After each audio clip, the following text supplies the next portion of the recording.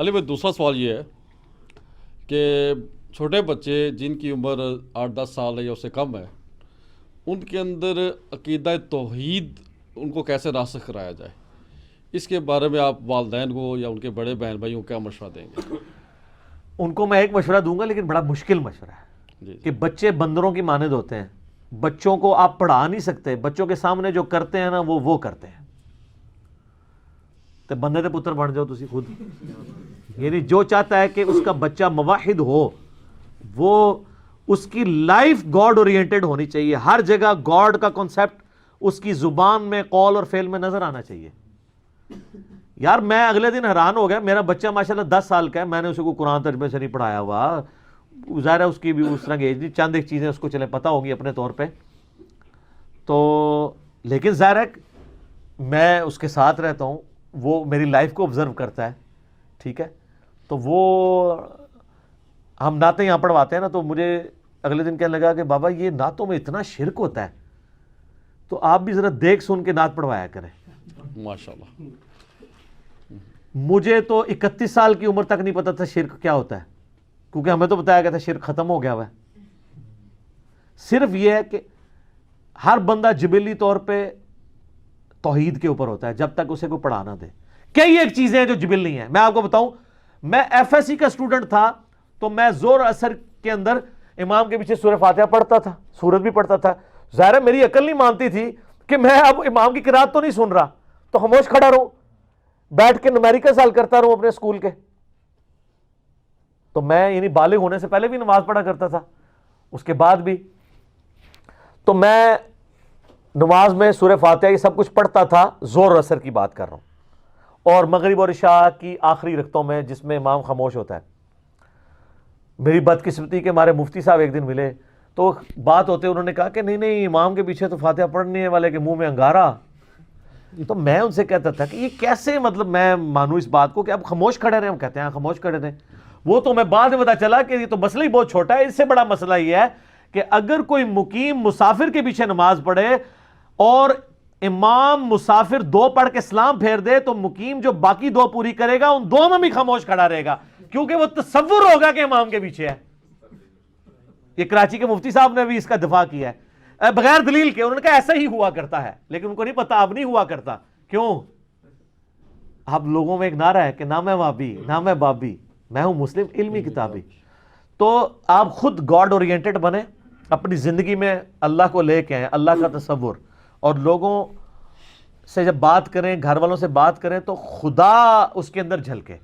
نبی علیہ السلام کی ہر چیز اللہ کے گر تھی. ہم لوگ تو اللہ کو نکال کے انڈرسٹوڈ ایک اخلاقیات میں باتیں کر رہے ہوتے ہیں. ہمیں اپنے بچوں کو ہر معاملے میں یہ کہنا چاہیے کہ اللہ ناراض ہوتا ہے، اللہ کا یہ حکم ہے. صحیح بات. اس طرح اور ان کو بتائیں کہ بھئی میں تو اپنے بچوں کو کہتا ہوں کہ میرا تو دل کرتا ہے تو تمہاری حرکتیں تمہارے منہ پہ تھپڑ ماروں، لیکن نبی علیہ السلام نے چہرے پہ مارنے سے منع کیا ہے. لیکن میں کیا کروں، میرا غصہ ٹھنڈا نہیں ہوتا جب تک منہ نہ توڑوں تمہارا. لیکن میں بچتا ہوں کہ نبی علیہ السلام نے چہرے پہ مارنے سے منع کیا ہے. تو ہر چیز نبی علیہ السلام اللہ تعالیٰ اس کے فرامین کے گرد اورینٹڈ ہو تو پھر آپ دیکھیں گے کہ آپ کو سکھانے کی ضرورت نہیں پڑے گی، خود بخود بچے سیکھیں گے. اور ایون آپ کو، کیونکہ وہ جبلت کے اوپر ہے. اگلے دن مجھے میرا بچہ کہتا ہے جی وہ بابا جو میرے لیپ ٹاپ پہ تو عجیب و غریب قسم کی گندی تصویریں آ جاتی ہیں، تو فرحان انکل آئے تو مجھے یہ آپ نے نا نکلوا کے دینی ہے. میں نے بڑی کوشش کی ہے. تو میں نے تو اس کو کہا یہ گندی تصویریں ہوتی ہیں جو سائڈ پہ اشتہار کھل جاتے ہیں. اس کو تو ابھی اس کی عمر بھی اتنی نہیں ہے کہ اس کو سیکس کے حوالے سے ایجوکیشن بھی ہو، لیکن جبلت پہ انسان ہوتا ہے تا وقت ہے کہ کوئی جبلت آپ کی بگاڑے نہ. جو بخاری مسلم میں حدیث ہے کہ ہر بچہ فطرت پہ پیدا ہوتا ہے، اس کے ماں باپ اسے یہودی، عیسائی اور مجوسی بنا دیتے ہیں. سر قیامت مضمر ہے اس حدیث کے اندر، ٹھیک ہے. تو فطرت پہ ہوتا ہے.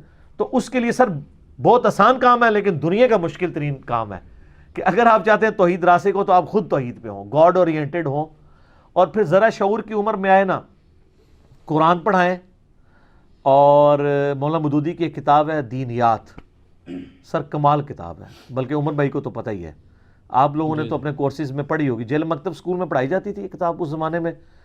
انڈیا میں تو اسکولوں کے اندر دینیات پڑھائی جاتی ہے. یہ کتاب پہلی دفعہ یہ دینیات، ہم تو بچپن میں آپ لوگ تو اسلامیات پڑھتے نا، ہم دینیات بھی پڑھتے رہے. وہ دینیات ورڈ پہلی دفعہ ڈیوائز ہی مودودی صاحب نے کیا ہے. اس میں انہوں نے جو ینگ ایج میں لوگ جا رہے ہیں نا خدا کا کانسیپٹ ایتھیزم کے خلاف کہ کائنات خدا نے بنائی ہے, کسی یعنی سپریم بینگ نے اس کو کنٹرول کیا, یہ اس حوالے سے انہوں نے اتنی پیاری گفتگو کی ہے. اس کا پی ڈی ایف بھی ہم نے اپنے گروپ میں شیئر کروایا تھا. چھوٹی سی کتاب ہے, کمال کتاب ہے, وہ پڑھنے کے لیے دیں تو کانسیپٹ کلیئر ہوگا. لیکن کتابی باتیں کتابوں میں رہ جاتی ہیں جب تک آپ پریکٹیکلی خود گاڈ اورینٹڈ نہیں ہوں گے. جو ماں باپ خود سگریٹ, مجھے ابھی کل بچہ میرا بتاتا ہے کہ وہ بابا میرا ایک دوست ہے کلاس فیلو, تو وہ کتنے عرصے سے سگریٹ پی رہا ہے, تو گھر سے وہ پیسے مانگ کے لے کے جاتا تھا ماں باپ سے کہ جی آج مس نے اس کام کے لیے مانگے ہیں, اس کام کے لیے, وہ چھوٹا بچہ وہ سگریٹ پیتا ہے. تو وہ پھر دکاندار نے شکایت کی کہ آپ کا بچہ سگریٹ پیتا ہے, تو باپ نے اس کو پھر مارا. تو میں نے اس سے پہلا سوال کیا کہ وہ جو جس باپ نے مارا ہے وہ بھی سگریٹ پیتا ہے؟ تو کہتا ہے ہاں بابا, اس کے بابا بھی پیتے ہیں. تو میں نے کہا وہ سگریٹ کبھی نہیں چھڑوا سکتے. کیوں؟ Forbidden fruits are always sweet.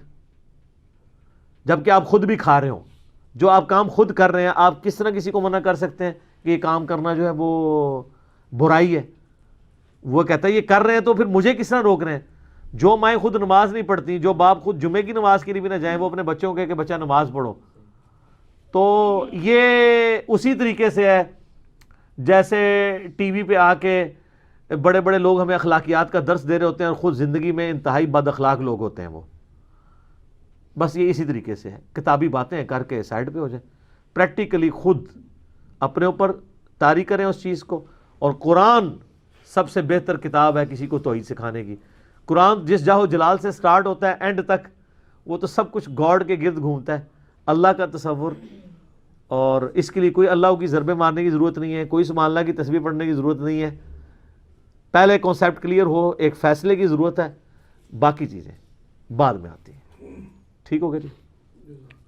جزاک اللہ خیر.